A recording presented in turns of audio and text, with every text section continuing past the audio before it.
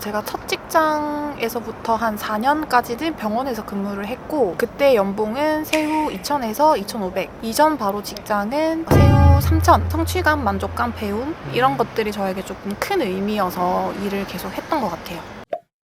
아무래도 병원은 사회복지사만 있는 게 아니라 의료진도 같이 있는 스케줄 근무가 있다 보니까 제일 큰 게 이제 연차 부분이었는데, 직원 복지를 위해서 마련된 연차를 너무 많이 쓰면 많이 쓴다고 뭐라고 하고, 적게 쓰면은 왜 안 쓰냐고 뭐라고 하고. 4년 동안 통제를 받으셨던 거네요. 네, 맞아요. 그렇게 통제받는 환경 속에서 저는 그래도 의미를 갖고 계속 하고 있었는데, 제가 주 6일 처음에 이제 월급이 180만 원이었어요. 그렇게 솔직하게 네. 높지는 않네요. 네, 그 월급을 보고 사실 조금 현타가 왔던 게, 그 당시에는 이제 아르바이트를 한 음. 친구들도 있었는데 주 5일이라고 200 중후반 받는 친구들도 많았었거든요. 아르바이트를 하는데도 나보다 많이 받네. 네, 보상도 무시를 못한다고 생각을 해요. 일을 할 때. 그런 부분에 있어서 현타가 너무 세게 왔던 것 같아요.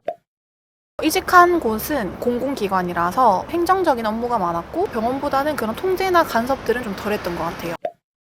제가 되게 성과가 잘 나왔던 때가 있었어요. 근데 그 결과가 오로지 팀장님의 그 성과처럼 보고가 되는 거예요. 그래서 사실 거기서 또 약간 회의감이 좀 왔어요. 저는 뭔가 그거에 대한 인정과. 네, 있다고 생각을 했는데 그게 아닌 거예요. 그런 거 하나도 없이 그냥 뭐 고생했어. 네, 맞아요. 이 정도 하나고 윗선에 보고될 때는 네. 제가 냈습니다. 네, 이런 네, 성과 네, 네. 하다 보면은 일 자체가 좋더라도 뭔가 의미를 찾기는 어렵죠, 사실. 맞아요. 뭔가 도전하고 뭐 성장하고 하는 부분에 있어서는 저도 충분히 만족을 했는데, 아무래도 이제 그런 것만으로 일을 계속 지속하기는 힘드니까 이게 과연 내가 원하는 일이 맞나, 행정이나 이런 것들이 없었을 때 사실 조금 소진이 되더라고요. 심리상담 관련해서 전공을 했기 때문에 크몽이나 뭐 재능넷 등의 그 프리랜서 마켓에서 고민상담소를 했었어요. 어떤 계기로요? 그거 솔직하게 있는 건 알고 있는데 내가 이거에 그런 서비스를 제공해봐야겠다라는 생각을 잘 못하잖아요. 월급이 너무 작아서 네. 돈을 더 벌고 싶은 것도 있었고, 행정적인 일만 하다 보니까 제가 하고 싶었던 그런 상담이나 그런 쪽의 일들이 비중이 낮아지게 되면서 해볼 수 있으면 좋겠다라고 해가지고 연애 상담, 대인관계 상담 이런 것들을 했었습니다.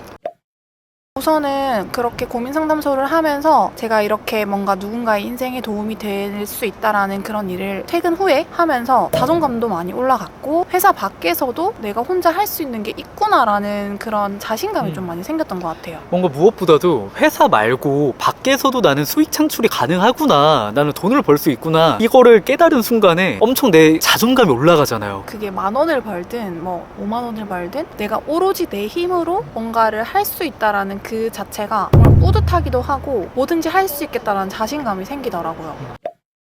제가 직장을 다니면서 아무래도 가장 접근성이 쉬운 게 블로그고, 블로그로 수익을 냈다는 분들의 이제 얘기를 듣고. 너무 많잖아요. 네, 맞아요. 그래서 저도 블로그를 배웠어요. 근데 처음에는 제가 아무리 글을 써도 노출이 안 됐어요. 일기도 써보고 필사도 해보고 꾸준히 했을 때 이제 뭐 체류 시간이라든지 블로그 사이즈 커지는 거라든지 이런 가시적인 성과가 한 3개월 정도 했을 때 나왔어요. 그쯤에 이제 제 주변에 자영업을 하시는 분들이 많으세요. 근데 블로그를 하시려고 하는데 어떻게 해야 되는지 모르겠다 하시는 아무것도 분들이. 모르시니까. 네. 그분들에게 제가 아는 부분에 대해서 어느 정도 조금만 알려드렸는데, 그때 되게 엄청 그것만으로도 도움이 많이 됐다라고 하시고, 그게 너무 뿌듯하고 너무 기분이 좋더라고요. 네, 혼자 이렇게 해서 뭔가 성과가 나는 것보다 같이 사람들한테 도움을 주고 그들이랑 같이 뭔가를 해나가는 게 정말 뿌듯해서 좀 더 도움을 줄 수 있는 걸 찾아봐야겠다라는 생각에 좀 블로그를 좀 집중해서 하게 됐던 것 같아요. 사회복지사를 하셨던 거에서 의미를 찾았던 것도 네. 다른 사람의 인생에 내가 도움을 줄 수 있는 거에서 나는 의미를 찾았는데, 네. 무업을 배운 걸로 다른 사람들한테 도움을 줬더니 다른 사람들이 너무 고마워하니까 여기서 의미를 찾으신 거죠. 네, 맞아요.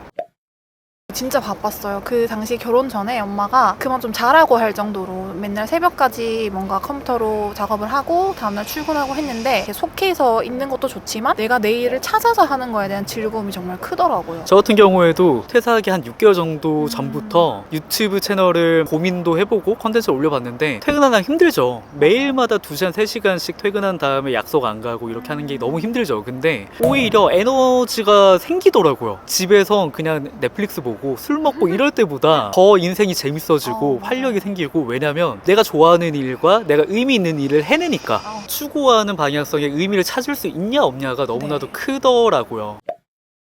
최근에 퇴사한 거는 이제 결혼으로 인한 거주지 이전이었는데, 그 전에 이제 제가 부업을 하면서 어느 정도 삶의 의미를 찾았던 부분을 좀 더 강화시켜보자. 이제 어딘가에 소속되어 있는 게 아니라 내가 내 일을 좀 스스로 찾아서 해볼 수 있는 일을 해보고 싶어서 퇴사 후에 계속 이제 프리랜서의 길을 선택했습니다. 사람마다 어떤 트리거가 있는 것 같아요. 저 같은 경우에는 나이였어요. 딱 30이 되니까 내가 내년 되면은 일이 조금씩 더 익숙해지고 좀 더 루틴화가 될 텐데 35에 내가 퇴사를 할 수 있을까? 못하겠는 거예요. 더 늦기 전에 정말 나한테 의미 있는 일에 한번 올인을 한번 해보자. 그런 생각으로 22년 9월에 저는 퇴사를 했거든요.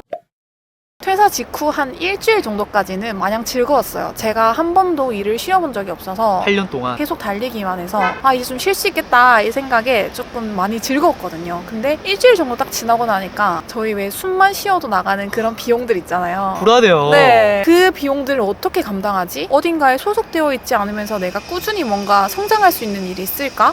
생각보다 좀 불안했던 것 같아요. 일단 그런 것들을 조금 나중에 생각하기로 했어요. 지금 벌써부터 처음부터 그걸 생각하면 불안해서 아무것도 못할 것 같더라고요. 그래서 일단 제가 집중하기로 한 블로그에서 뭔가 이걸 통해서 다른 사람들한테 도움을 줄 수 있는 방법을 찾아보자 라고 했던 게 인스타 컨텐츠였고, 두 번째는 당근마켓을 활용해서 뭔가 이거에 대한 수요가 있는 사람들을 찾았던 것 같아요. 왜냐면은 내가 회사를 다니면서 엄청나게 큰 성과는 아니었지만 그래도 0에서 뭔가를 창조해낸 그런 경험이 있기 때문에 이걸 필요로 하는 사람도 있지 않을까라는 생각이었던 거죠. 네, 맞아요. 찾아보니까 그런 수요가 있더라고요. 필요하신 분들이. 그래서 실제로 그분들에게 도움도 드리면서 수익도 만들어내는 일을 하고 있습니다. 월 200 정도 벌고 있는 것 같아요. 5개월 만에 월 200을 지금 회사 밖에서 벌고 계시는 건데 솔직하게 좀 어떠세요? 일단 불안감도 있어요. 이거를 이제 돈을 벌고는 있지만 이게 언제까지 유지될까, 얼만큼 더 확장될까 하는 불안감도 있는데, 그 반면에 성취감도 엄청 커요. 나는 이 정도를 할 수 있는 사람이구나, 만들어낼 수 있는 사람이구나 라는 거를 스스로 계속 증명해 나가고 있기 때문에 그런 걸 느낄 때마다 삶의 의미도 많이 찾고, 그리고 스스로 좀 더 당당해질 수 있는 것 같아요. 정말 이게 너무 중요한 것 같은 게 내 가치를 높이면서 내가 내 삶의 운전대를 잡고 있다라는 느낌은 다른 어떠한 그런 쾌감이랑도 대체가 안 되더라고요. 그래서 저는 회사에 다닐 때 저보다 지금의 제가 더 좋아요. 내가 배웠던 전공 분야나 내가 좋아하는 취미, 내가 평소에 배우고 싶었던 분야 이런 거에 대해서 내 앞에 있는 사람한테 알려준다라는 생각으로 글을 쓰는 연습을 하는 게 좋아요. 왜냐면 내 일기는 아무도 궁금해하지 않거든요. 대신 어떤 정보를 전달해주고 싶다라고 해서 글을 쓰면 누군가는 글을 읽는단 말이에요. 누군가가 궁금해할 만한 그런 정보를 담은 글을 써보는 걸 한번 연습을 해봐라. 혼자 메모장에 쓰는 게 아니라 블로그에 한번 써보는 연습부터 시작을 해라. 그 말씀이신 거죠? 네, 맞아요.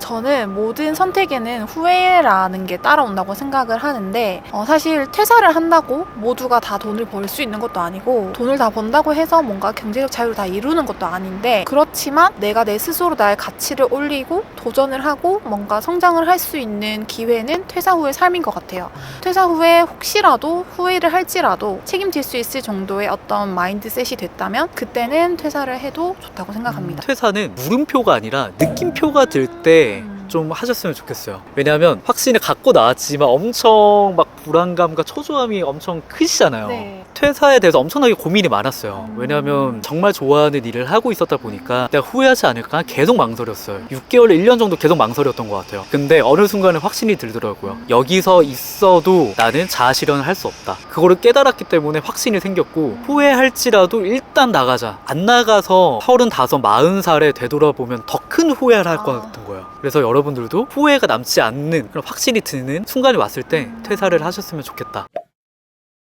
올해 목표는 우선 제 조금 포트폴리오를 좀 많이 쌓아서 다양한 분야에서의 마케팅을 좀 접목시켜보고 배워보는 게 제 목표고, 내년 정도에는 지금은 혼자서 일을 하고 있지만 내년에는 뭔가 저와 뜻이 맞고 마음이 맞는 분들과 함께 팀을 좀 꾸려서 작은 규모의 그런 회사를 만들어 보는 게 꿈입니다.